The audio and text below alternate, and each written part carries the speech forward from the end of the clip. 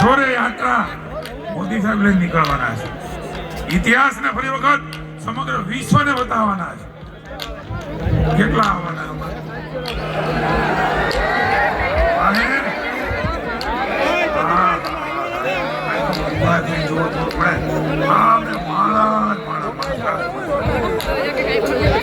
દાદાની કૃપા છે. દાદાની કૃપા આપણા નરેન્દ્રભાઈ મોદી છે.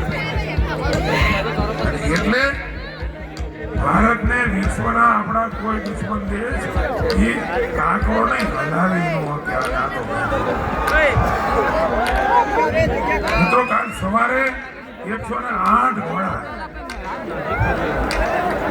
ઋષિ કુમારો ઢોલ નગારા સાજીના ઘેરે ઘેર બધા આવો અદભુત નજારો એ ઘણી પેઢીઓ હોય જાય કોઈ ભાગ્યમાં ન આવે.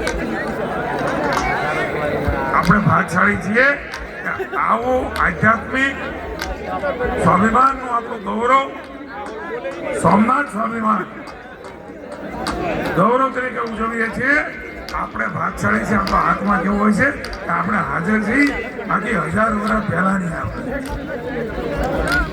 મિત્રો આ ઇતિહાસ લખાઈ રહ્યો છે. ઇતિહાસ લખાય ત્યારે આપણને ખબર ન હોય કે આ ઇતિહાસ લખાય છે. આ ઇતિહાસમાં પન્નામાં અહીંયા ઉભેલા ઘરે બેઠેલા ભાવથી ભગવાનને ભજેલા મોદી સાહેબને આશીર્વાદ દીધેલા એ બધાના નામ લખાવાના લખાવું છે.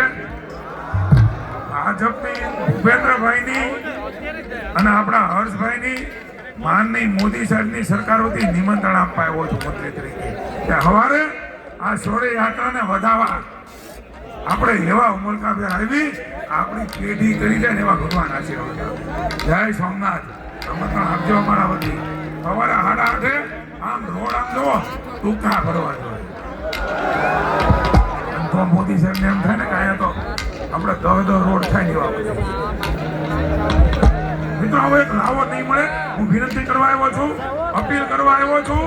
વર્તમાન નવી પેઢી વડીલો આ બધા નરેન્દ્રભાઈના આપણી જે શૌર્ય યાત્રા છે ને એના દુઃખના લેવા વધાવા અભિવાદન કરવા આવજો. જય સોમનાથ.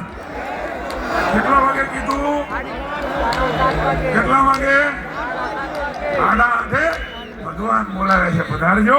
મોદી સાહેબને વધાવા પધારજો.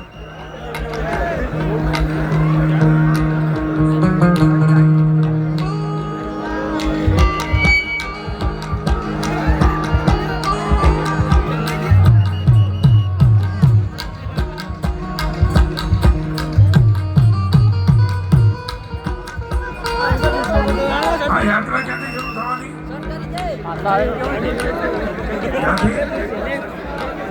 સન સર્કલથી ક્યાં આવવાની? આપણા